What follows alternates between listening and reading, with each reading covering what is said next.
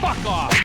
What is going on, freaks? My name is Freaky, and welcome back to some Black Ops 3 video. I'm going to be talking about how I think Black Ops 3 will implement weapon DLC into their game, because if you guys missed the teaser or the poster or the advertisement for the DLC Black Ops 1, it's called Awakening, and it'll be coming out first on PS4 and a month or so later for Xbox One. It has 4 new maps for the multiplayer and a whole new zombies experience, which is pretty goddamn sweet. But a lot of people have noticed, and me and myself included, have noticed there isn't a weapon DLC included in the map pack, which really kind of sucks, but at the same time, I kind of see where they're going with this.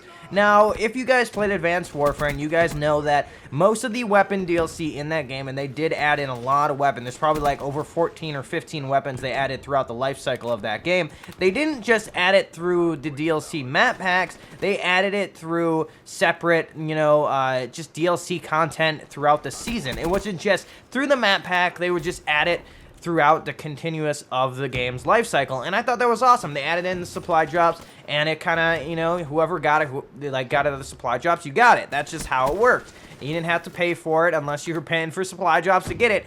You could just get it out of supply drops. Now, I don't support this little thing here, and not only because I sucked at getting stuff out of supply drops in an AW, I just don't support it just because it was a pay-to-win in Advanced Warfare. It was like, okay, whoever has the most money and wants to shell out a whole bunch of cash and throw it into supply drops, you might get that really rare weapon and basically shit on the whole enemy team because you have that super rare specialty weapon variant of that gun, and it was just a way better one than any other gun in the game, and that sometimes happens in Advanced Warfare. But since Black Ops 3 is very balanced, and I think since they don't have variants in the game, it's a little bit easier to balance their weapons, and they've just been around a little bit longer. Their studio's a little bit better at knowing and doing things than other Call of Duty developers have. As you guys know from Black Ops 2, a lot of people played Black Ops 2, and that game was very popular for like 4 years or 3 years or something like that, and as you guys can tell, most of that in that game were very, very balanced throughout the life cycle. We're seeing in Black Ops 3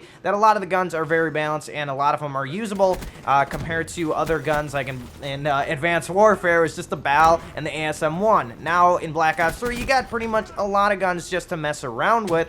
Now, since they have that weapon balancing down, I think that weapon DLC will be coming through supply drops. I think it will be, and same with Camo DLC and all this, different variants of the attachments on the weapons and variants of skin patterns and stuff for your characters like Camo Gear and stuff like that. I think that will be coming out in supply drops, but the only way for them not to ruin this, and I'm saying this to Activision and Treyarch right now because I don't want them to ruin their game, and I think they're doing a fantastic job at it right now, because I as a Call of Duty player, really like to grind to get certain gear, to get certain camo, to get certain achievements, to get certain titles, everything like that. I like that grind in Call of Duty, and a lot of the recent Call of Duties have kind of taken that out because you just kind of get it handed to you, and then you just feel like you really didn't do much in the game, and there's a whole bunch of other reasons why I didn't like the Call of Duties as much as this one,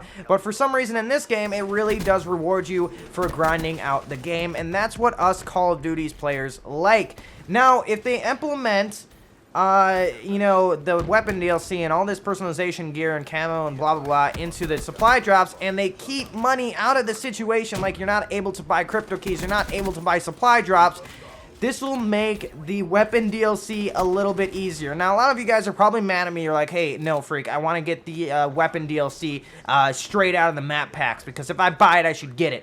But then again, that's a pay-to-win feature, because if that gun's good, then the person that bought that map pack is going to be good with it, and it's just going to be like that. But if you don't want it to be a pay-to-win feature, you kind of just give it out there, right? You kind of just like, here you go, free DLC for everybody.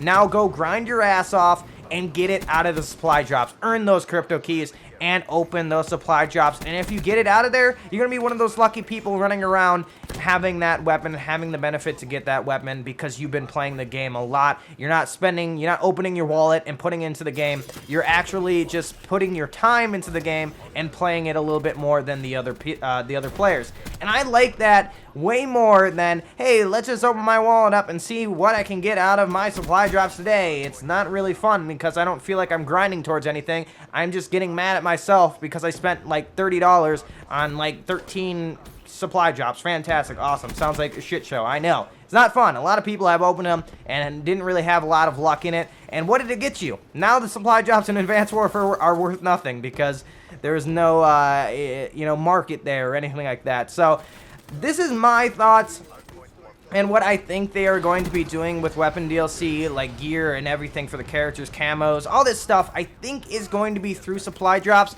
and the only way for them not to ruin it is making it still grind happy, where you have to actually earn the crypto keys to open these supply drops. Now, what I want to know from you guys is, and in the comment section, what do you guys think? Do you think weapon DLC will be coming out in the DLC map packs? Because personally, I don't think they will be. I think they'll be coming through the supply drops, and if they are coming through supply drops, let me know if you think they should make supply drops buyable or should they keep them where they are. What I agree with is making it very grind happy. Who's ever playing the game more is going to have a higher chance of actually getting these new weapon DLC, camo, gear, etc.